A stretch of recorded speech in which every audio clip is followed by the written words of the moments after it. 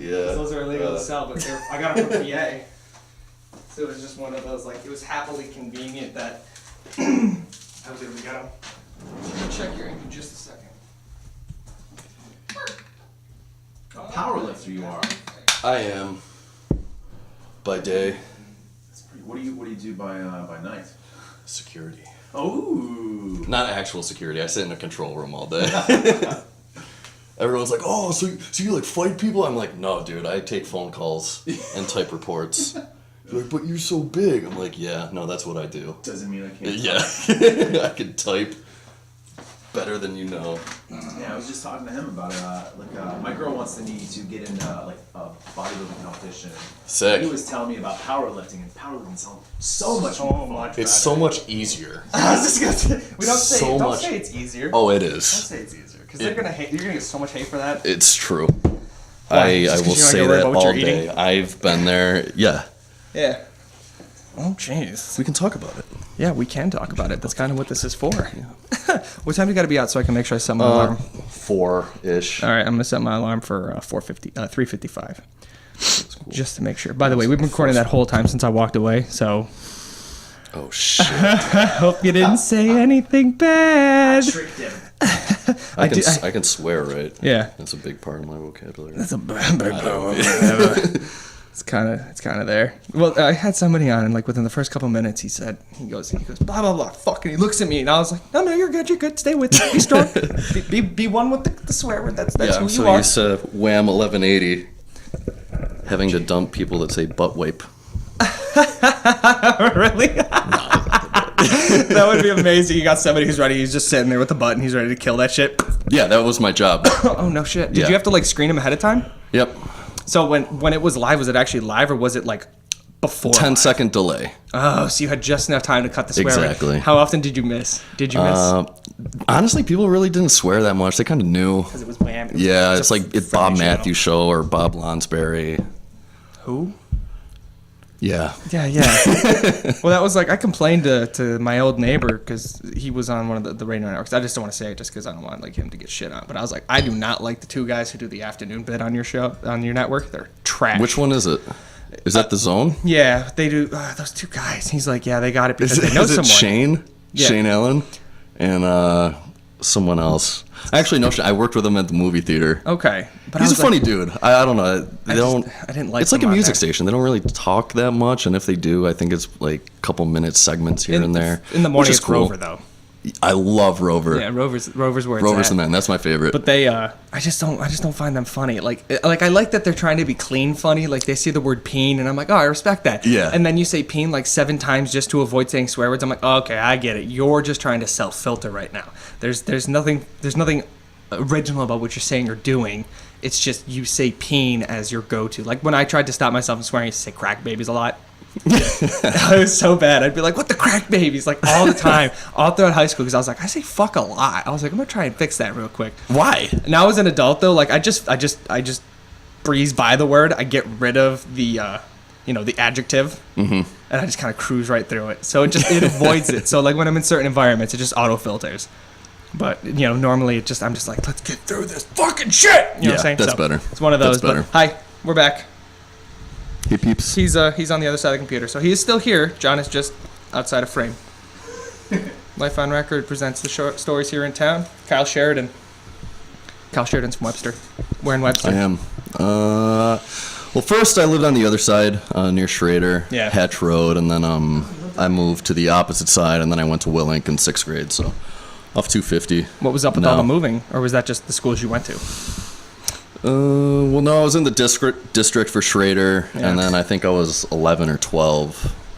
Yeah, I was 11, and then I moved to the other side of Webster, and then went to Thomas. And it sucked because I didn't know anybody. Why do I feel like the schools are so close here? They are close. Well, It's like- across 104. Shit, really? Yeah, Stop. yeah.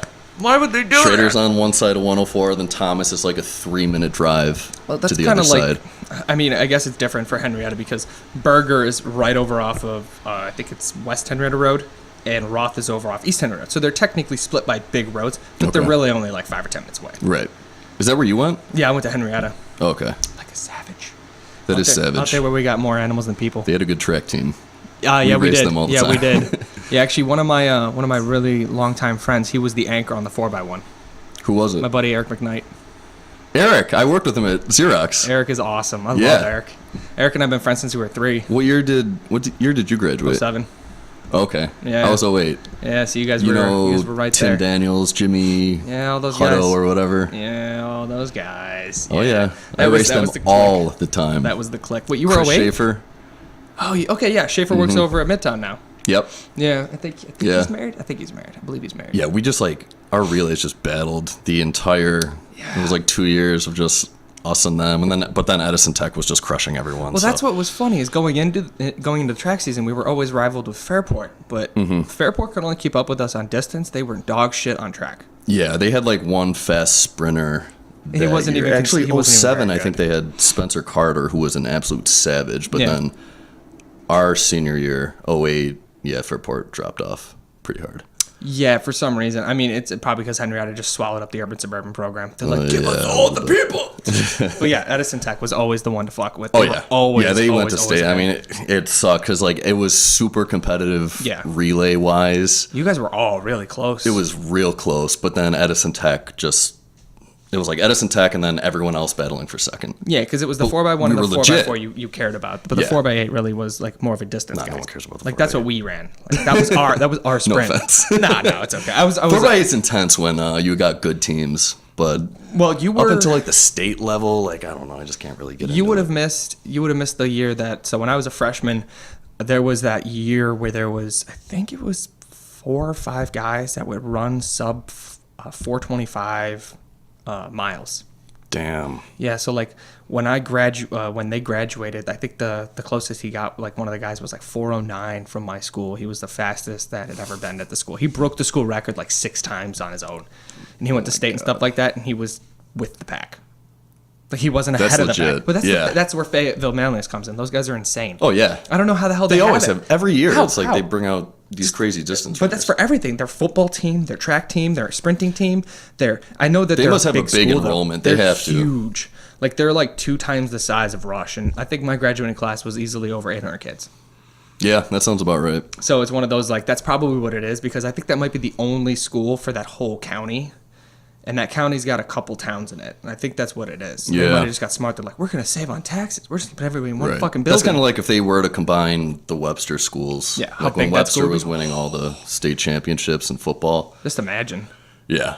Well, that's what they had to do with Rush. Actually, they had to get the 9th graders out of the high school and they had to send them to their own building. Oh, is that Sperry? Is that what that is? Sperry's the high school. The 9th grade academy is right down the road. Oh, But okay. it was All right. because the classes were getting so big, they couldn't keep everybody in the same building, That's so they nuts. had to give their own building to those. It was even more fucked up is my college campus was as big as my total high school campus. Oh my How God. terrible is that? What college did you I go went to? to Niagara University. Wow. Yeah. So I think the entire campus was like about 2,000 kids on and off campus. It might have been a hair more. Okay. Might have been a hair less. I can't remember, but it was just, I think 40-something% of the kids lived on campus. That's crazy. And it wasn't very big. It wasn't very populated. It wasn't very whatever, but we had the falls. It was tits. Yeah, that's pretty sweet. Something like that. So what was life like growing up for you then? Because like obviously you're extremely athletic. Yeah, I actually played football and baseball growing up. What was your positions? I was running back in football. Oh, no shit. Pretty good, yeah. You're a tall running back. I wasn't tall. I was not tall. I'm 5'11 now, but yeah, I was kind of maybe a little more on the shorter side then, but I was fast. I was just faster than everybody. Did your team play with like a lot of fullbacks or something or no? Yeah, back then, well, we would have 2 in the backfield. It was usually I formation, pro set. This is back in like the 90s when that was like the Yeah. thing.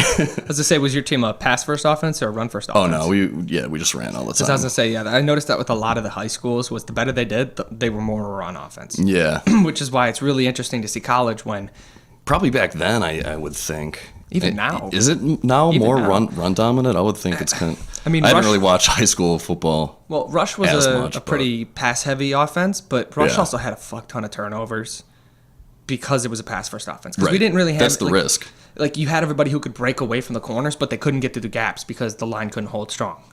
Which was weird. And in high school, it's even worse because you'll see the guys in high school who are like your nose tackle and then the other guys around them, and they're half the size they're going to be when they're done with college. Exactly. You're like, you still have 4 years of expansive growth left. And then everybody transfers positions. You go to like a left tackle from a center, or you go to a tight end from like a left tackle, whatever it is. But it's just crazy. Like they're trying to format with kids who are changing every single year. Yeah. And make it work.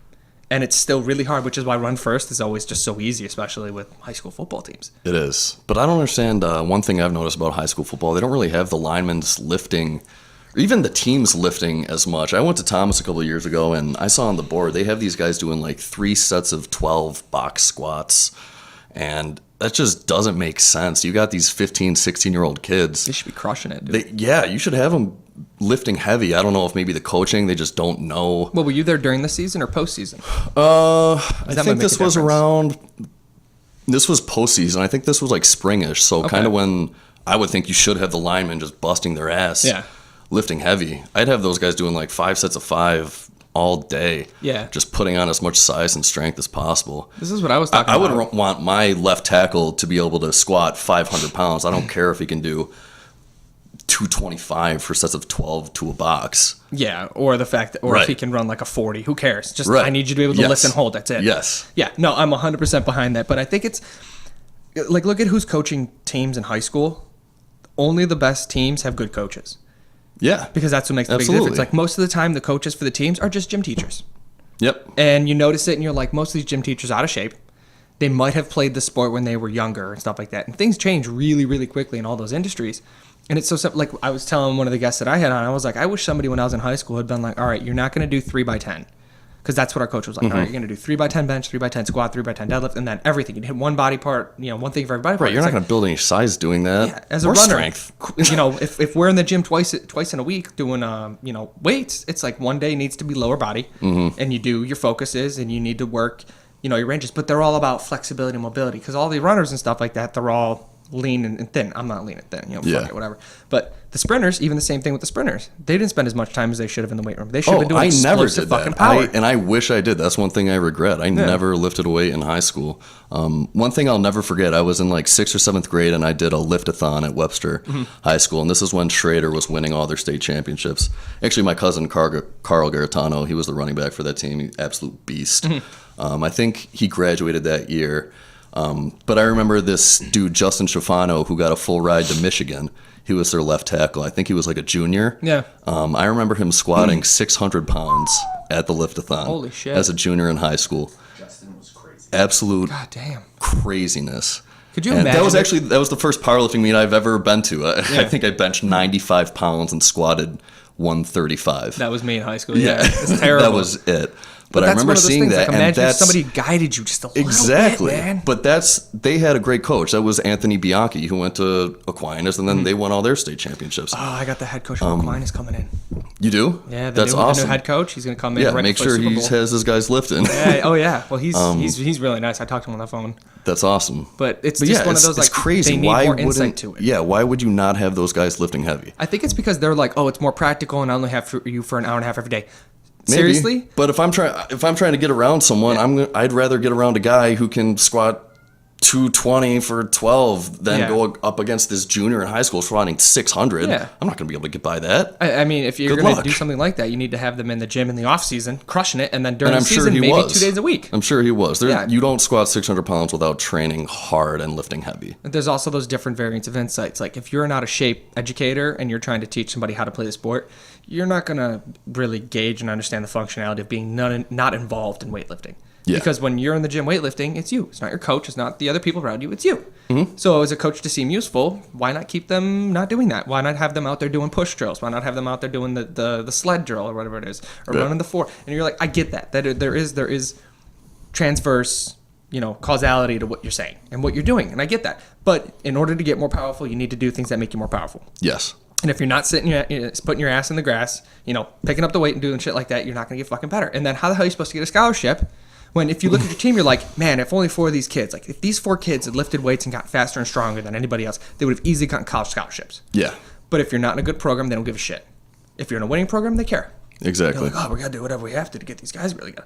If you're in just a dog shit, mid-range, 500, whatever it is, or that's not what your school cares about, they're not going to care. They're not going to get a good coach. The coach is just going to be some asshole who was sitting in there and he's like, oh, I coach a football team. Well, that's why you see guys from Aquinas going to schools like Rutgers, Penn State.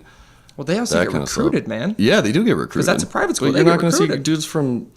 Yeah, there was this one dude from Fairport, but you're not going to see guys from like Penfield, not very often, Greece Arcadia, going to any of these big schools. Because who's scouting that? Who's got the time to waste on that? I'm going to go to the hub. If Aquinas is the hub, I'm going to the goddamn hub. Because chances are I'm going to find exactly what I need there. Definitely. And if the other high school stepped up and they had more of a range on, I guarantee you might be getting a visit or two from some scouts, and somebody might be like, that's interesting. So like Eric McKnight, I don't believe he got scouted up front. I believe he went afterwards to a military academy for 2 years just to get attention, and he should have been a second or a third string in a good college up front because of how big, strong, and fast he was. It just in his endurance levels. But no, he had to waste 2 years getting primed and ready to go because nobody paid attention to him. Nobody did any of that. And I honestly don't remember him lifting that much weight in high school. He was just really I don't think powerful. he did. I remember working with him and talking to him about it. He was fit. Oh, yeah. But I know he wasn't putting up any like crazy numbers. But no, nobody did. I saw on his Facebook. He looks awesome now. Yeah, he's shredded. He's doing really well. He dropped so much weight because he used to work out he used to work at Worlds where I work out now. That's right. And I saw him there a few times, and he was cutting down for that show. I was like, man, I remember when you were like north of 300 pounds. Like, was he that big? He was a tank, dude. God. He was huge. Like his shoulders were as big as my head. I was like, fuck, your genetics are killer, dude. What's crazy? His brother is the other side of the coin. His brother gets big, but he gets lean big. Oh, okay. Eric just gets big. So when he cut down, you're like, God damn, there was a lot of muscle under there. Holy shit. And that dude was so modest. I remember like somebody accused him of taking steroids, and he just cried. He's like, why do people think I'm taking... Like he was upset. He was physically upset. He's the nicest dude. He's such a sweetie. And it's just like, why are you so jealous of this kid? Shut the fuck up and let him do his thing. If he's that good, let him be that good. There's a lot of jealousy in fitness, man. So much jealousy in fitness. I mean, you deal with that shit on a daily basis. People don't really say much. But like you've been involved in fitness for so long, man. Like you're a sponsored athlete. Yeah. You hold New York State titles. Yeah. Actually, a federation world record for RPS, which is pretty sweet. I like how you're just like, it's okay, man. It's cool. Like, honestly, everyone has a state record between like all these different divisions. Like, yeah, but think about how many people are actually involved. Right. In that. I mean, there's bigger state records. Like for me, like the Pro Open 242. That's kind of a bigger one. Mm-hmm. Whereas you have like your teen, amateur, raw with reps, single rep, whatever, deadlift state federation record. It's like that. Doesn't really mean shit. They just go through stipulation after stipulation. Yeah. I mean, honestly, the only records that really matter are like the all-time world record. So like, even though I have this like RPS Federation world record, which is cool. I mean, it's still like 100 pounds away from any all-time 100 world pounds record. Isn't that far though. Oh, it is. Is it? How close are you? What is it? What's yours? Like mine's 805. I think the all-time world record is like not. I thought you meant total. Yuri Belkin, I think, hit like 970 or something ridiculous at like 220 this year. I think the 242 record might be less than that. Yeah, I noticed that weird. with New York State too. A lot of the New York State records are like between the 2 and the 220 are bigger. Yeah, sometimes. Yeah. Holy shit! So what was your overall record? Like, my total is 2,000, and that's also the RPS state record. Would you lift for that? What? Yeah, what were your lifts? 770 squat and reps, 425 bench, and then 805 deadlift. How long ago was that? August. Jesus Christ. It was awesome. I've been shooting for that 2,000 total forever, so like I kind of, it was strategic in the attempt choices, but it definitely worked out. Do you definitely think you could have gone a little heavier? Yeah, actually, my third attempt deadlift, I missed 825 barely. I got it up, but I just don't think I had the strength at that point. I was kind of gassed. That's probably the first time you went that heavy overall, right? Yeah, like I've never attempted anything over 805 from the floor. But the 805 actually was pretty fast. I definitely had more in the tank. And as the 825 was coming up, I really thought I had it. Up until it just kind of got stuck and I just wasn't able to lock it out. But now, have you competed in multiple federations? Yeah, USPA. I have a couple state records there. I think the squat, the deadlift, and the total for 242. That was in sleeves. Jesus Christ. And then do they use, so like if you go to the USPA and then the other one, like are they using the same exact equipment? Like is one using the same width bars, same sturdiness on the bars? For the most part, yes. USPA doesn't use a monolift. So for the squats, you need to walk it out. That's really the only difference. That's huge, though. It is. That's yeah. really big. Yeah. USPA, because you need to walk it out, I don't use knee wraps for that. Going forward, I might just do USPA this year because my knee's kind of messed up. I don't know if I'm going to wrap.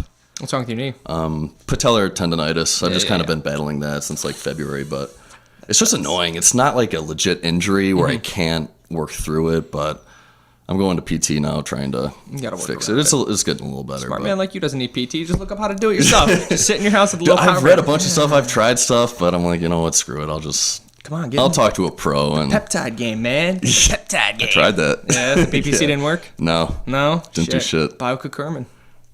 Didn't try that. No, that's just, I take that some days for my anti-inflammatory. Okay. Like that. It works pretty well. It's not like, pro level shit, but yeah, it definitely just comes from a plant. They grind that shit up and they stuff it in a capsule. Who cares? Yeah. So, but anything's better than nothing, and especially with how active you are and how like involved you are and how young you are in this whole industry. It's one of those like you're gonna be here and you're gonna be grinding. Exactly, and that's why I'm kind of trying to fix it now instead of just trying to pound through it. So, what transferred you into powerlifting? Well, when I first got into it and I was starting to look better and get stronger, I kind of just decided between bodybuilding or powerlifting. I knew I wanted to compete in one of those. I chose bodybuilding first because it's just something I wanted to say that I did. And I did. Ended up doing 2 shows, and then after that, I just switched to powerlifting because it's just way easier. I just wanted to get big and strong. Yeah. What were your weights for your bodybuilding? My first show, I weighed 180 on stage. My second show, 188. They were like 6 months apart, so it was kind of close. How'd you place? Second and third, both shows actually. The first show, first show the competition level wasn't that good. Second show I looked way better, but the competition level was just a lot higher. It's hard though when you're not passionate about that versus the heavyweight. Like I was at the time. I was super into it, but I was also real new. I think I was only lifting for like 2 years at that point. So wait, when did you start lifting then? 2009, and then I competed. Jesus. Yeah, it was like summer of 2009, and then I think my first show was like fall of 2011. So in 2011, you had just been lifting for 2 years. I'd already been lifting for 4 years at that time, and you still weighed 30 pounds more than I did. Yeah. Maybe 40, honestly. Yeah, I was like 155 when I started lifting. I got up to like 205 or 210, just eating protein. But I went hard, man. I just, every week it was like squats, bench, deadlift, just trying to put on as much mass as possible, eating anything with protein. And then I got to 210 and I had some muscle mass. And then I contacted Paul Iadamasi Jr., who coached me and got me down to 180 and looked pretty good. That's super hard though, cutting all that. Dude, like, it was, man. Not losing the mass and shit like that. That's why I'm never going to do bodybuilding again. I wish somebody had like reached out to me, even to make up for the 4 years in college, and been like, here, do these things, because I wasted 4 years in college, and then I wasted, after my car accident, another couple years year recovering, and then I wasted another full year. So I didn't really start learning how to put weight on until I was like 23. And I'd already been lifting since I was 17. So 6 years of lifting. And I think the biggest I got was like 170. And I was eating a lot. Like I made friends. You're not even short either. I made friends with like the food people at college, and they would leave me trays of like subs and shit like that from the meetings, or cookie racks, or somebody would be like, hey, there's cookies back there if you want them. I'd be like, okay, cool, because they would leave them back there for the staff to come through and have a couple snacks. Yeah. I would just take the whole fucking rack. Hey man, there's milk back there if you need it. There's a gallon with a nipple, and I'm just taking that shit and throwing it. So I was eating a ton of food, but like when I got to college, I was like 5'7", 117 pounds. 113 pounds, somewhere in there. Dude. So I graduated college, and I still wasn't 6 foot yet. I was like 5'10", and then I was like 150. 3 inches I still grew in college. Yeah, I grew 2 more inches after college. That's the weirdest growth spurt I've ever heard. And then, well, I was super premature. Oh, okay. So like when I was in 9th grade, I was like 4'7", 4'8", dude. I was tiny. Yeah, that's unheard of. A little guy. Wow. I weighed like 69 pounds, man. Wow. And then, but like with her, when we moved to Florida, that's when I finally crusted it, and I was fat 205. I was like, the wife's like, she's like, why are you eating grits with PB&J? I was like, because I need the calories. She goes, you can hold it on your belly. I was like, I know. But it's such a game, man. The goal this year was to hit 250. I got close, and then I got injured. Yeah. I was so close. Yeah, you'll get back to it. I was so close. Because now that's the worst part, is getting back into it and then having to start deadlifting again and squatting and benching. Yeah, and everyone's talking shit about that. The day before, which I don't understand at all. The day before my surgery, I pause pressed 365 with none of my gear. Because I just came in the gym. Nice, man. And I was like, let's just see what happens. So like, I had none of my gear, I had none of my chalk. I kind of ran through it, and I was like, Yeah. 315 just flew up. I was like, fuck it, let's just play with it. I threw the 365 on. I was like, just watch me real quick. And I don't do that without gear. Anything over 275, I always have my wrist straps on. I just picked it up, put it down, put it back up. I was like, all right, I'm done. And I did that without the bicep tendon. I was like, I'm so close. I was so good. The program I was doing was working finally. Because I do so many programs, man, and you never get results from it. Like, how do you program? Mostly just kind of linear stuff. When I'm peaking for meat, I run the Lillibridge method, which works really well for me. Is that the 5-3-1? No, it's basically you squat heavy you squat and deadlift on the same day. Yeah. So you'll either deadlift light and squat heavy one week, and then the next week you will squat light and deadlift heavy on the same day. So there's a lot of recovery. So you're really only doing one heavy set every 2 weeks on each exercise. So on the heavy squat day, you work up to like one top set of like 87%, and you just do an AMRAP. So it's pretty intense, and you kind of need to be on your game because that's the only working set you really get. Yeah. You do your warm-ups, you do your top set, that's it. Is that similar to like the West Side method? No, not so much. No? West Side's, they do a little more like chain work. I mean, there's a lot of... They use the chains and the bands, and then the alternates. Like, you're never really doing your lift until you're... Right. It was kind of a conjugate type thing. Okay. Where it's not all focused on the main lift, whereas like the Lillibridge, it's you are doing the low bar squat with your reps, your competition lift. West Side, it's a little more accessory based. That's just kind of general. They're both super good methods too. Oh, which absolutely. Is West Side like, works, man. They're so different. Honestly, whatever method you choose, if you just stick to it, it should work.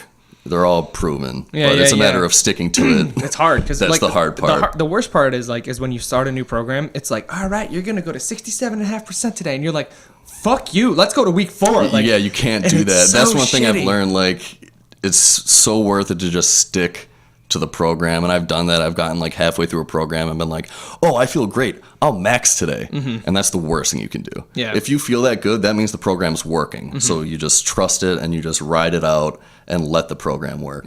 If you end up maxing out halfway through, you're just kind of screwing yourself over. And the one thing I don't like is I don't like a deload week. Skip the deload week, go to the next week. I don't need a goddamn deload. Leave me alone. Deload's huge. Such a waste, man. Deload's huge. Because bodybuilders are always like, I don't use the gym. That's not my time. I just come in, do my shit, leave, and then they go home and they eat, and that's where they get it all in. That's where they get all their enjoyment out of. Powerlifters, no. I've been to the gym. The deload week to me is just a waste of a fucking week. Oh, I want to be in there crushing some shit. Absolutely not. That is so incorrect. In your deloads, do you do more accessories in that week just to stop you from? No, I'll come in, I'll just do like 50% of all the weights. I'll hit the same sets and reps, and it is difficult. Because obviously you go in and you want to just crush it, but I won't take a pre-workout. I'll go in, I'll just do 50%, and I'll be able to pound it out a lot quicker. Whereas, I mean, if I'm like normally squatting in like the 600s, I come in, I hit a few sets at like 300, and it's... Does that get in your head though? Like, do you come back in the next week? You're like, oh, that last week was such a waste. No, because I feel great. Because if you're doing an intense program, you're pretty sore, you're pretty beat up a few weeks in. So it's kind of nice. You just get a full recovery, and then you come back, you're rejuvenated, refreshed, and a lot more mentally focused. Like after a week of deload, you're going fucking crazy. Like I can tell you would be. You're just going crazy. And so by the time you actually get back into the next week, you are ready to absolutely kill it. That's good though. It is good. And it makes sense, and it is worth it. Check the ADD, I guess. It's so hard. It is hard. You just want to fucking... It is hard. Because that's my thing. Like, when a lot of the programming I do is always like, I need to PR in something, whether it be a weight or a rep. And it doesn't have to be a big lift. It can be anything. It can be a dumbbell press. It can be a good morning. It doesn't matter. I just need to either do more weight or more reps in something. And that's similar to kind of like the bodybuilder mentality, I know, and I get shit for that a lot from all my powerlifting friends, because they're like, do the program, and I'm like, yeah, but I need to do something silly, like something stupid. But if you pick a good program, you should be able to hit PRs. I would say I'd look for a program where you can kind of be hitting PRs weekly or every other week. That's why I like something that's big for you. That's why I like the West Side method, is because the way that they do it is, you're not really PRing, but you still get to go somewhat heavy. Yeah, you got your max effort days, your dynamic effort days. So the max effort days, you're able to really Yeah, push so a you little more, understand which it. is nice. And it's just one of those, like, you still get to see that you're not losing it. Because, I mean, Definitely. in those programs, too, the first 4 weeks that you're backing off and you're doing less, and, week 7's like your deload week or something. Mm-hmm. The first 4 weeks, you're like, I'm getting weaker. And then the next week comes on and you're like, shit, I should be able to do this for like 15 reps. And you're only doing it for 8. And you're like, this is so fucking hard. Then the next week, same thing. You're like, did I really just struggle to do 6 at that weight? Like, I can do like 12 at that weight, no problem. And then you get to week 4 and you're like, like it never feels like it's easy. Like you always feel like you're getting weaker at that lift. And then you hit that random, like I did right before the surgery. It was just like, oh, I guess it was working. Like you just don't see, you don't get to see it. And it's just so depressing. Like you coach, right? Yeah. So how do you get your clients through that hump? It's like, just focus. It's going to come together. It's going to come together. It comes down to like a motivation kind of thing. And it's just, I think it depends more on them and how they kind of look at it. I just tell them honestly, it's just sticking to the program and not straying and trusting the process. I guess like that's Bills the fan, most. don't you? You sound like a Bills fan, I'm a Dolphins fan. Oh no, this which is season even was worse. hard for you. Oh shit. I think the playoffs round today. Damn, I think I missed the Patriots game. No, Patriots are tonight. Oh, I get to watch the Patriots Yeah, game. you do. You get to watch the Patriots crush the Titans. That's going to be a savage beating. It is, man. So are you still into do you follow any professional sports or anything like that still? Yeah. Yeah. Yeah, NFL. Because that's one of those, as an athlete, some of my athlete friends, they just don't follow it anymore. Or there's the I athletes. love watching. I just enjoy sports in general. Any playoffs, really. I don't really follow baseball, but when it gets to the World Series, divisional playoffs, I'm watching that. I do like the NBA. I like LeBron. Dude, I felt like such a jabroni last weekend. My buddy came in, and I was like, man, I'm going to watch more basketball this year. I was like, when does basketball start? I guess we're halfway through the season. I was like, damn it. How did I miss that?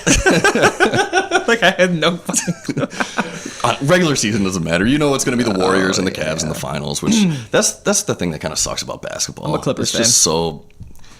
I'm sorry. Hey, dude, it could good. It could be worse. I love Blake, man. That's what I'm saying. Blake is the shit. He's the man. And it's just one but of it those... just sucks. It's just NBA's so lopsided, and the Warriors are just... They got the championship locked up, so it kind of takes the excitement out of it. Well, they don't have a salary cap like the other, like some of the other sports do, right? I'm not sure. Because there's no way they can pay Don't they? 6 or 7 of those top guys what they're paying them and still have money for the undercarriage. They gotta have a cap. I mean, if they do, the cap probably is oh, we're gonna lobby for another $10 million this year, and my cap, what's going on? I have no idea. Dude, how about that John Gruden becoming the head coach? I love it. I love Gruden. I'm so happy he's coming Dude, back. I'm not even a Raiders Gruden. fan, and I love John I'm not Gruden. either. I think he's gonna just bring that love team Gruden. up. He loves football more than anyone I've ever heard. Just listen to that dude. He He's gets so so passionate, into it man. and so passionate. I He's love so it. knowledgeable. I don't know how he's that knowledgeable. How does he know more than you can take probably half of the head coaches in the NFL, the offensive coordinators and the defensive coordinators, put them together, and he's gonna beat them in a competition of wits and seems like knowledge. it. He's just so fucking good, It seems like it. I love Gruden, man. and he's so humble too. He's such a fun guy. You're like, John, just keep talking, man. I want to hear what you gotta say about. I love these when he does people." the QB reviews with the college dudes. Because he's so fluid with it too. You don't know what he's doing, and then he's going through and he's giving you these plays And the way these he names, these coaches them routes. up, it's so nice just to watch. Because you can tell that he's he's one of the The few way he instances. explains it and how into it he is, and He's one of the few intelligent people that know something and don't talk to you down about it. yeah, he doesn't do that at all. We're going to incise here over the blah, blah, blah, and do this thing. He's like, all right, so what's going to happen is this and this and this and this, and these are going to get explained in terms that you can understand, because I need you to be the best that you can be. And if you can't Absolutely. understand what I'm saying, I'm not doing my job right. And that's why Exactly. those coaches all I think get that's fired. what makes a great coach in general. It's so tragic too, because you see all this great talent that just gets destroyed. If the offensive line coach for the Indianapolis Colts had been training them better and teaching them more appropriately how to move defensive linemen out of the way, move defensive backs out of the way, Maybe and give them Andrew more Luck time. would be alive right now. Yeah, I'm serious, and I'm waiting for him to leave this year because he's already play casted for a I few feel teams so as far bad as for I know. that I hope dude. that dude, because he's so good. He needs to go somewhere else. He's a great man. guy, too. He's so good. He's so humble, but it's yeah, Drew Brees and him the one year were almost sack for sack. But Drew Brees also had talent down the field. Andrew Luck didn't. Yeah. Andrew Luck had a backfield and then a slot receiver. And that was pretty much it, because for some reason, with all the money that you have in that huge budget, you couldn't hire some more people that he could have targets on. I mean, I think he had Dorsett. He might have had Dorsett that year. I can't remember. But think it's he still did. that guy's now trying to stand on the line and be an extra blocker. So you lose another dude on the field. And then you're wondering why your fucking dude's going for surgery again. Because he's getting smashed to It bits. sucks. And you see all these teams. That's like the Browns. The Browns they're so dense with talent but their coaches are dog shit. I love that Gordon came back. Oh my God, Josh Gordon came back. Like, they got Josh Gordon, they got Isaiah Crowell, they got that fucking Garrett kid. Like, Yeah, they got guys. They're just not doing anything. their coaches are shit. They might as well. They should probably just like bring just some high school coach. He'd probably do just as good as they would after all the shit we just talked about. Yeah, High the school Aquinas coaches. dude. That's what I'm saying. Just bring somebody. Like, they need somebody who can teach them how to win, because they know how to lose, and they know how to lose really good. Really well, yeah. They know how They're to great lose. at it. They know how to Good get a for them. 16-0 season, man, and they know how to get like 8 or 9 draft picks a year and still not do anything. I don't think I remember a team that bad in so long. It's pretty impressive. 1 win in 32 games. That's so bad. Yeah, did you see you're somebody right. like he petitioned the town and he got like he got permission so that way if they went 16-0 they would have a parade. Yeah, So they went 16-0. yeah, They had yeah. a parade. They had that parade. So Sad is pathetic. that? Like, they go on the parade. They're like, "Yeah, we're here. How you guys doing? We're the Browns." It's so fucking tragic, dude. And then you get like those really good teams that just choke somewhere in the season. You're like, your team is way better. I don't care if somebody went out or not. There's no reason you should be back here, not in the not in the playoffs, not in the wild card. That's what I thought about the Dolphins. The Dolphins look really stacked this year. They have talent, but Yeah. I don't know. I just think it's a will to win, and Cutler's a scrub. dude, he's awful. So I bad. can't believe they paid him that much fucking money I to can't come back, either. and he's still benched for like 3 or 4 games. Yeah. He was just like, I'm gonna go earn. Oh, that's what pissed me off about the Bills game. They benched him and they put in the Fales guy who is essentially their 4th string behind Tannehill, Matt Moore, Jay Cutler. I'm gonna have this I would have conversation. loved 2 of them. Matt Moore would have been decent. Matt Moore's Yeah, not he would've. awful. He's not bad. He's No. average.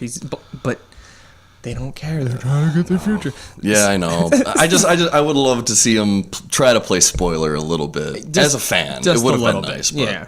One of the things that for that Bills playoff game, this is gonna be the first time anybody ever heard me say this, except for my wife, is she was like, "Oh, what's on?" I was like, "Oh, it's the Bills playoff game." She goes, "I want them to lose just so the Bills fans will shut the fuck up." And I was like, "Yes." And we're watching the game, and they'll then never shut up. Tyrod goes down, boom. And I'm sitting there. I was like, "Oh, they're gonna put the backup in." I was like, "I bet you an infinite amount of money they're gonna lose due to an interception." Me too. I go, That's exactly what I what's said. gonna He's happen." so good at throwing interceptions. This fucking kid, He's so he good. just throws the ball. Yeah, The but other of dude course just- all the fans are saying Oh that my God. it wasn't a catch. What? His arm was under the ball. Yeah, they were trying to argue that. It was a catch. Yeah, I know. It was a catch. Clearly, yeah. It was definitely a fucking catch. Yeah. Like, oh my god. They're like, that's worse than the Steelers touchdown. No, because I No, even it's not. It's not. I even talked to my Bills friends about that for the Patriots game where that touchdown should have gone. I go, even if that touchdown had happened, I go, you guys still would have lost because you still would have been under by 8 points. With that free touchdown, I'll give you that free touchdown. So from here on out, you guys can say you got those touchdowns. I don't care. You still would have lost because you would have been down by 8 additional points. So it doesn't fucking matter. I don't tell you, with or without the points, you guys still like you can bitch about it and be like, "Oh, it's so unfair." If the number was 7 or less, yeah, make a big deal about it. But it wasn't. It was over 15-point gap. Yeah. And then no one seems to care. And then everybody likes to complain that everybody's cheating, shit like that. You're the top, decimal of a percent of people who get to play a game and make tons and tons of money. You're gonna do whatever you have to keep winning and Totally. keep that paycheck coming in. That's why the Patriots are great. Go Patriots. Pats Nation, baby. Followed with the Manchester United poster there, and then I got to get my Crimson Tide poster up Oh somewhere. my god. I'm a You're winner. the worst. I'm a winning team guy. I don't like the Cavaliers, and I don't like the Golden State Warriors, All right, I well, guess. that's So good. that's fair. And I hate baseball. I just said that. Oh yeah. I can't do it. I can't fucking do it. I It's can tough to watch sometimes. I can do golf. I can get Can't do into baseball. it just at pretty much the World Series. Well, we were talking about But it's getting into just frolf something this to- year. What? On Wednesdays, getting into frisbee golf. That's something to do outside because the new program I'm working on is 2 in, 2 out. 2 in, 1 out, 2 in, and then 2 out. So it's kind of based on the West Side method. Okay. So I'll do 2 heavy days and off, and then 2 light, and then have the weekend off. And I was like, on Wednesdays we got to go do something, like, because I don't want to go to the gym. Like, let's go do frisbee golf. Let's go to the driving range. Let's go to like the indoor climbing That's cool. facilities. We're gonna get a gang of guys, and we're just gonna fucking mob these joints one day a week or something like that. And I was That's like, cool. we just gotta get out there. We gotta enjoy the fucking weather, man. Because that's what we used to do. That's what we do during the summertime. Is we go out on Fridays and we like route run and we do shit like that for football. Because obviously I run the league, and it's one of those like I want to get better. So the only way to get better is by doing it. So me and 2 or 3 other guys, we go and we do shit for like an hour and a half, 2 hours. And then the league falls apart because I'm not part of the league anymore. And whatever. Fuck it. I don't care. It's on you, man. I'll handle it later. I'll handle it when we get Apparently. around. I got other shit going on. I got this. I got, the board games. I got the invention. I got shit in the middle. I'm fine with that taking in a hiatus, especially with how cold and shit it is out. Fuck That's it. awful. I work outside. I don't want to be outside. What do you do? Security at Xerox. Yeah. There Yeah. you go. Big control room. Oh, okay. Over here in Webster? Yeah. My dad worked over here for a little while. He actually left, I want to say 2012 or 13. He was an ID guy. Okay. Yeah. What building? I think the one that once was a cafeteria. 335, possibly. Possibly. I don't know. Teddy Clark and Don There's Smith a are over couple. there, yeah. Okay. Or Don, I can't remember Don's last name. I don't think it's Smith. But yeah, it's there's not very many people in that building anymore. It's a pretty small building. No. Everyone's leaving, man. Can't believe they're all like getting out like that, man. Are Yeah. you looking for new work? Because, I mean, your days are numbered. It's like... I can't speak on that, but possibly. Allegedly. No, I mean, it's we pretty much take care of every Xerox in the nation, so Oh, no way. yeah, we're kind of protected in that aspect, even though like the Webster site's not doing that good. Unless every Xerox site in the nation ends up closing, they kind of need us. That's interesting. Yeah. I'm interested that there's a specific hub for the whole country, rather. Yeah, there is. It's Webster. Yeah, so we take calls from all over the place, harassment, any threats, that kind of stuff. You got to come and be an enforcer real fast. Not at all. Yeah, I was just saying that, like, yeah, everyone says that, oh, you're big, you must be tackling people all day. Like, no, not at all. No. I type reports. Yeah. Well, my buddy, he's a couple doors down, and he called me yesterday when I was getting the tattoo done. He's like, oh, sorry, man, I needed you to come down and, like, record something for me to verify that I wasn't threatening this dude, blah, blah, blah.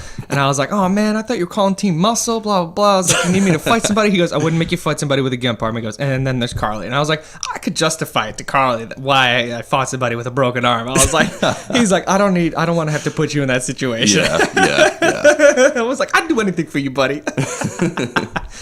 It's terrible.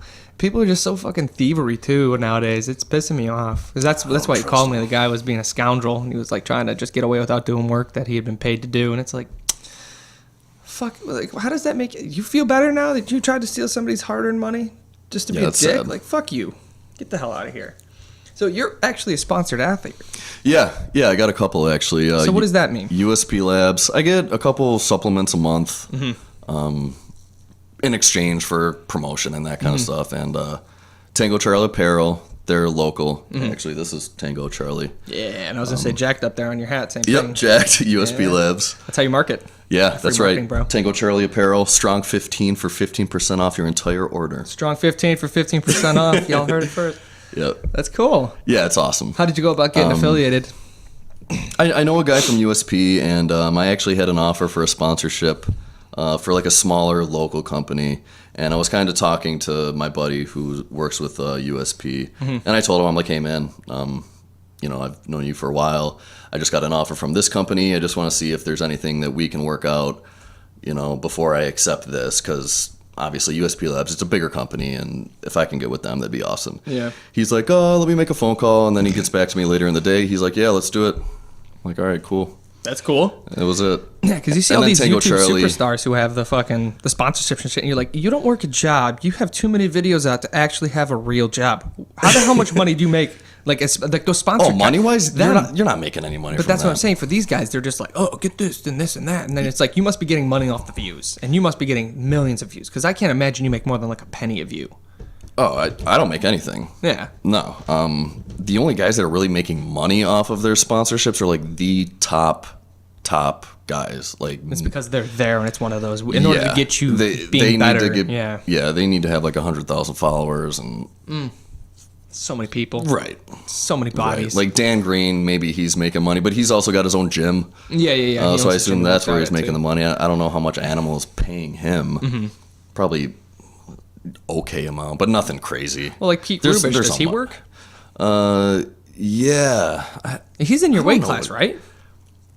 I think Yeah, it's a 242. 242. That's a thick weight. That's a I hard don't know weight if he's class. I don't know what his total's like. I know They're good. I can't he's remember. he's up there. His powerful. deadlift's crazy. I don't think his squat's all that We can look it up. all that high. God, we got I know his tons of bench is better than technology. mine. Yeah, he's what? I think mid he's- twos, he might upper be- twos. Yeah, I think something like that. Let's find out. I think upper twos. Pete Rubish total.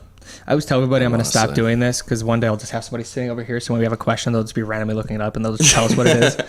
Pete Rubish total. Here, sir, what's this? Yeah. I don't know if you said 21. The fuck is PC load letter? PC low letter? What the fuck does that mean? 2028.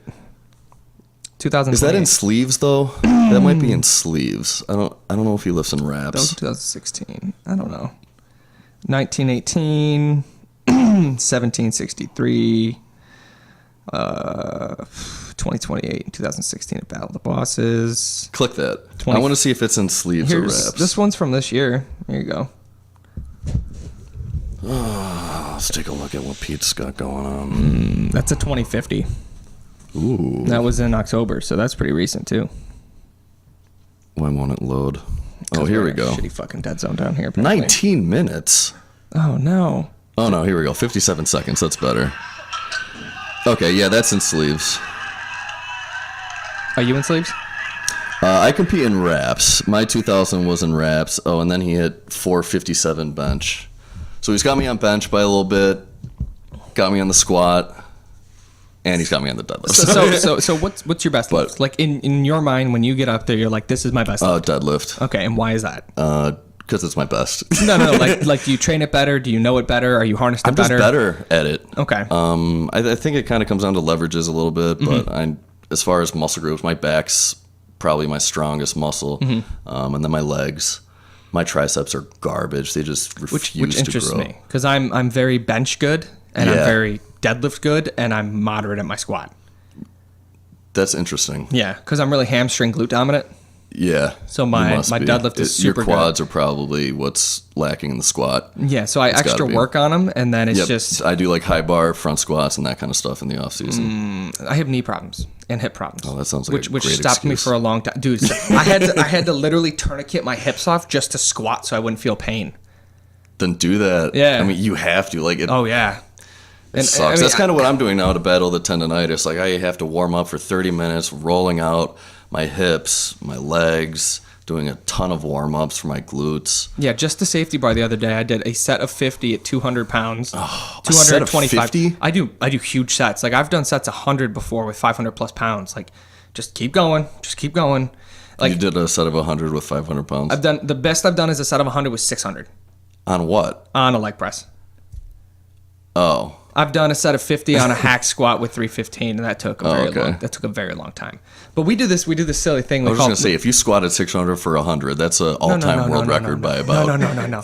I keep forgetting I'm talking to powerlifting. The only things powerlifters care about are the big three. Right. Leg presses don't do anything for me. No, but I use it as like just a growth accessory or something like that. Yeah. But we do this thing called 5 minutes of hell. So we pick a weight based on our max. So like since my max is close to 600, I do 135. If you're under 500, it's 95 pounds. And then if it's under 400, it's a 10 on each side. If it's under 300, you just do the bar. You take the bar, you pick the bar up, you walk it out, and you do 100 reps. Or 5 minutes, whichever one comes first. And you're not allowed to rack the weight. So I've gotten close. I've done, I think it was 93 or 94. I've done 89, and I've done 87. I'd puke. It's fun. And then by the time you're done, you just go, But we only do Is that all you do? We do it like once a quarter. So when you rack, are you doing any accessories after that, or are you? So for a day like that, since I know I'm going to be doing 135 and it takes me forever to warm up, I'll do like a couple sets of hamstrings, a couple sets of quads. I'll come over and then I'll do my normal warm ups. Oh, like so I'll you'll do sets that first. Yeah, I'll do sets of like 15 sense. to 20, and then go down to my 10s, go down to my 5s, and I'll peak at like a 70-75% just for a single or something like that, and then I might go just a bit heavier, and then literally I'm going right back down, and I'm doing because it's 5 minutes. It's 5 fucking minutes. I believe it, man. That's so many reps. Yeah, and then when you're done, you just kind of pick up your balls and you go find something else to do for a little bit. And if you have like 3 or 4 or 5 people, it's 25 minutes right there. Yeah. So it's one of those, trying to work everybody in. But I always tell them, like, want to put some hair on your chest? Do 5 minutes of hell. And you can only do it with the squat. You can't really do it with the deadlift because your fucking back's going to spasm out like a fiend. And I'm not going to say that with the squat your back does not spasm out. It definitely does. It does. Because you have to change your back position. is huge. It's a huge part of your squat. A lot of people don't realize that, but back tightness for a squat is enormously huge. Well, you'll watch me go from like a normal stance to a super wide stance, back to a normal stance, to a flat stance, back to a normal stance. Just the whole time change, just so I can get some blood in my feet. Yeah. Just because you're holding the weight. And it's not much weight, but it's just fucking kills, man. And you'll probably do it. And you'll probably rack out 100 reps like it's nothing. I don't know, man. Only one person's done the 100 so far. That's just so many reps. I get 50 done in like the first 2 minutes. That's more conditioning than anything. It's like one of those like to see what you're made of. That's yeah. what it is. Just kind of put some. As far as endurance, I don't know. I've been doing some high rep stuff lately, but not like that. Not on the main movements, at least. Well, like for bench, because I got fucking labrum tearing the one and pec tearing the other. I do a set of 50, set of 40, set of 30, set of 20, set of 10. Damn. Those are my warm-ups. So it's like bar and a quarter, a wheel and a half, and then 2 wheels. And then I start doing the rest of my shit. It's just like because I'm not going to go over and do this. That's a lot of pre-exhaust stuff. 5 That's or 10 good. minutes and shit. Because it just takes, like all those guys, they're like, I do like 20 minutes of warming up. I'm like, bitch, I'm done warming up in like 5 minutes. And they're like, how are you already at 225? It's like, I already did like 100 something reps. Yeah. Like, I'm up to 150 reps already, and we're not even close to working because I need to warm up. The deadlift is the only one that I can do without really warming up. And obviously that's not a very good habit to get into. No, it's not ideal. It's just hips, man. Those hips got to open up. Do you use the circlets and stuff like that? I roll out a lot and do some kind of band stuff like abduction. That's pretty much it. Because I just have to started warm doing up my band glutes good and my mornings. hips. Yeah. Well, because there's a Chris Johnson, one of my buddies at the gym. He actually knows who you are as well. I think he went to college, high school with you. He was a middle line quarterback. Chris Johnson? Yeah, he's missing hair right here. He probably had like baseball. Yeah, he played baseball too. Okay, yeah. CJ. But he'll get to the gym, I'll be there already, and he'll spend like 15-20 minutes warming up, and then he'll work out. So like, let's say he gets there at 4. He's working up from 4:20, and he's finishing like just after 5, and then he's spending another 5 or 10 minutes rolling out, and then he's gone. So it's like you're just like 30 to 40 minutes. He'll tell me, he's like, dude, you're exaggerating. No it's way not I that could much. do that. It's not that much. But he does stuff because like he did one of the workouts with us, and he was like, man, are you still going? I was like, yeah, I'm still going. I still got more shit to do. Like, I got some calves to do here real quick. Like, he's like, I'm just gonna go do some pull downs and I'm done. Like, go do your pull downs. Go do your pull downs. The only time I'll skip out on accessories like that is if I'm doing like a big squat day. Yeah, or a big deadlift day or something yeah, like you that. have Even to. like a big bench day, I'll still hit accessories because bench is bench. Yeah, it's bench you is- can pound it out. You can still hit your triceps after. It's So not many hard, different but body parts too. Yeah, after a heavy squat, sometimes I'm just too gassed to even try to do hamstring curls, or I'll come in the next day and I'll do the accessories then. Well, that's one of the things I told him. I was like, let me write up like a 4-week back program for you, dude. I was like, if I get your back up, I was like, your bench is gonna fly past 3, like huge, because he's built really well for like a 185er, and he's really strong. Like I think his best is 325 on bench. That's good. And I think his deadlift is low 5, so like 5 1/4 or something. That's like good. That. And I think his squat is somewhere in the low mid 4s. Okay. And I was like, dude, just let me do 4 weeks of back for you, man. 4 weeks of obliterating on your back. I was like, your bench is just gonna fly up, because he benches with his chest, his shoulders, and his triceps. He doesn't use his back, and he also benches like super wide.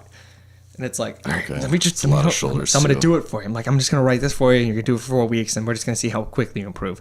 Because that's one of those big things. That's why I focused so much on my back for so long, is because that's where I can lift so much with my fucking shit, because the back. Because you hurt your shoulders, you got to work around it. You hurt your biceps, you got to work around it. Tricep. Just get a big back. Everything will come. That's Everything will come from your powerlifting, big man. back, man. Yeah. And then it looks really good too when you have a big, massive back. You're walking down the street, people are like, "What's that T-shirt?" Oh, there's a person in that T-shirt. Yeah. It's so funny. But that's the other thing too. I noticed is like you're built like a powerlifter. Yeah. Like just a natural, regular powerlifter, somebody who goes in, busts their ass, and gets out. Versus a lot of those powerlifters go in, you're like, you're borderline bodybuilder. Like that's the scary line. Like guys like Larry Wheeler, Larry Wheels, yeah. those, like. They walk in the gym. And He's you're like, doing a bodybuilding He is, show and now. but that's what I'm saying. Like he's he was just a freak of nature. so regular man. right there too. Like, where did you come from, dog? I don't know. He's the best. He's the best in the game right now. Period. But there's also He's just that better other than class everyone of else. powerlifting. What's his weight class? 220. 242. Yeah, he's just a monster. He's What's his just- total? Two. Oh, he's got the all-time world record. I think in reps and without reps, something 22 plus. Give it like a Something- year. Some Russian's gonna come out of the fucking like Yuri bomb Belkin. shelters or something. He's Yuri just- Belkin. Isn't that if the he kid that moved has up? the He's the 900 220. something? Yeah, God. 970. I think he attempted 1,000 too, but he.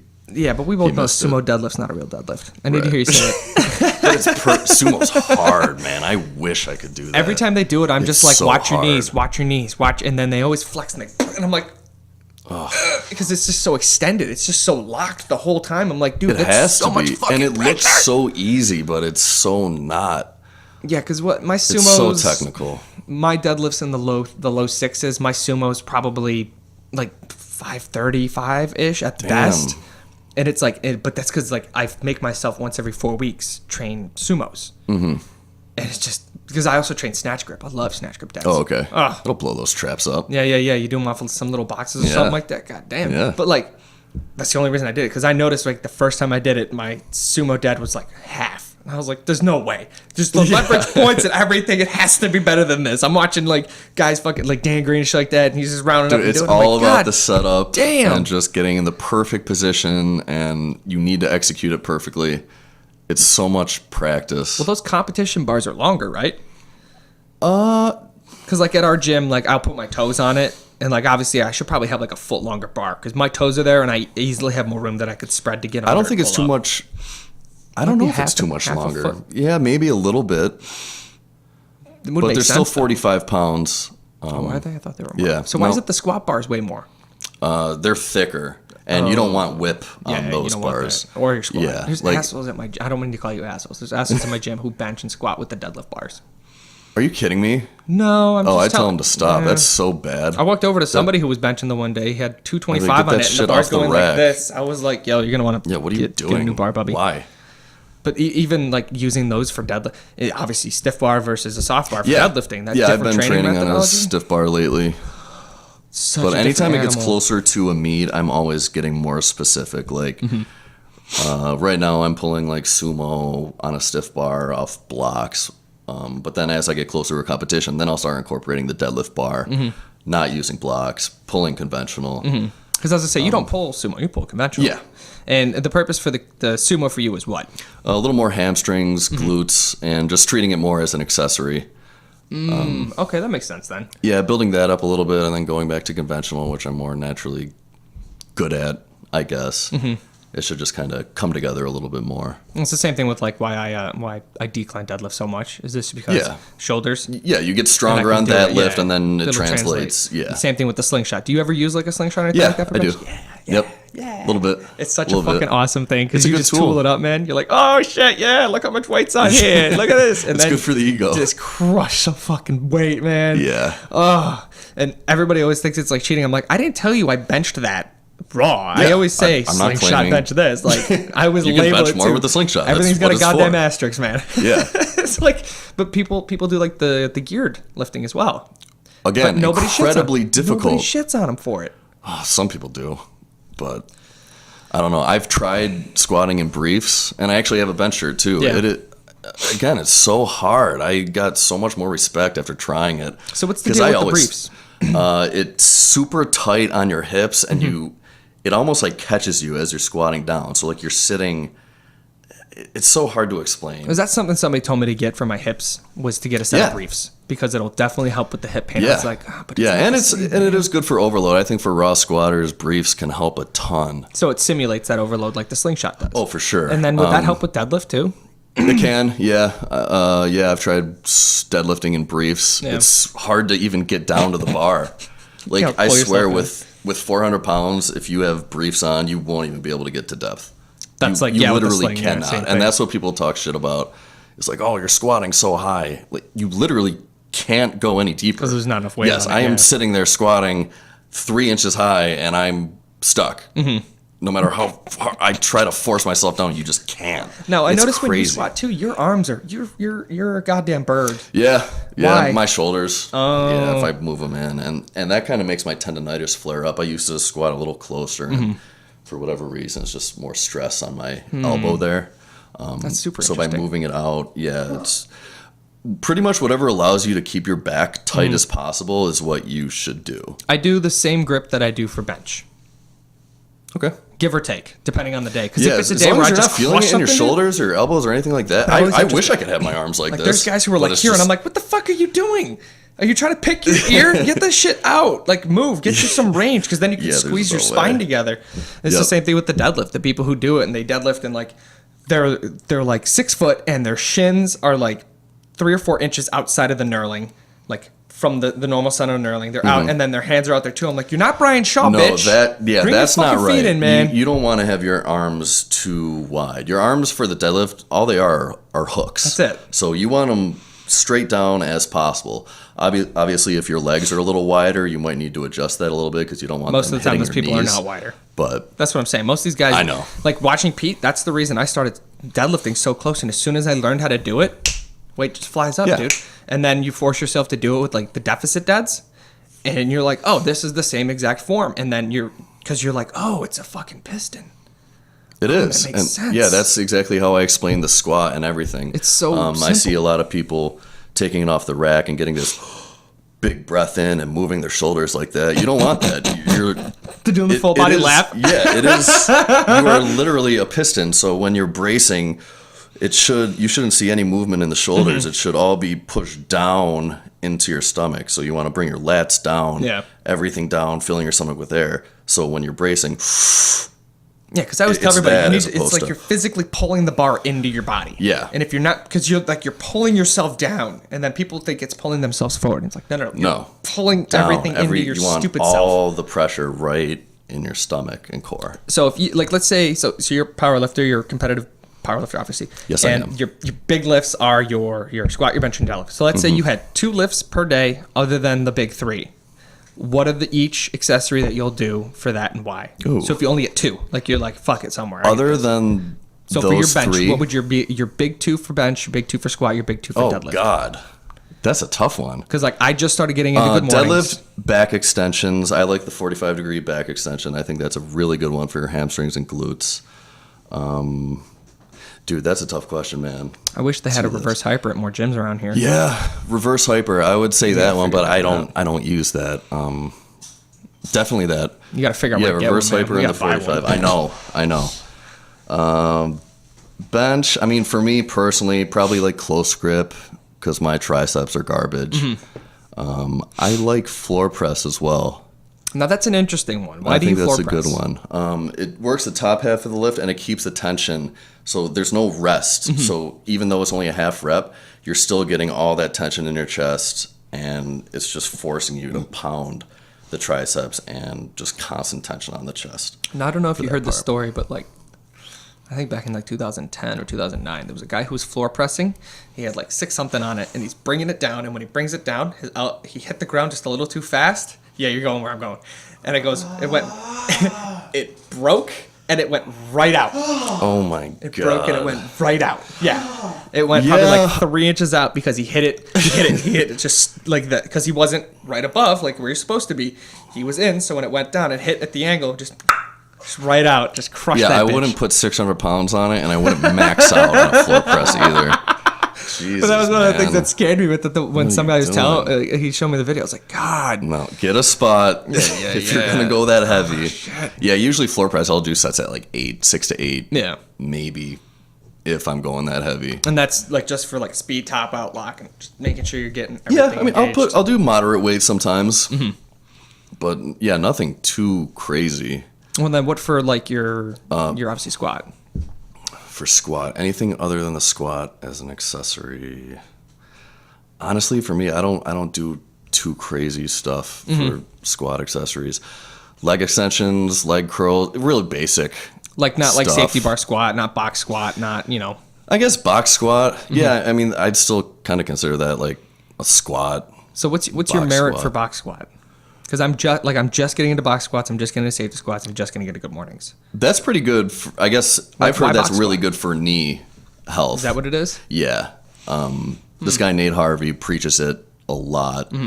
Box squats is great for healing up your knees. I think it just kind of takes tension off a little bit, and it's really good for bracing and Yeah. staying tight as you're sitting back into the hole.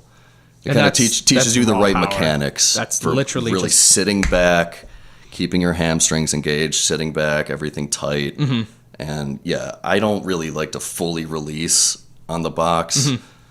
Where I see some people do that. You do want to keep all that tension, and you're just pushing your knees out like crazy. We also see the people who they'll sit down and they'll sit Yeah, back. swing and then back. they'll- Yeah, that you don't really want to do that either. And what you just said about the knees out thing, I just learned that recently. Oh, really? And I've been lifting. That's huge, man. Yeah, your knees kind of naturally will cave in. And that's why I kept bringing my stance out, was to counter that.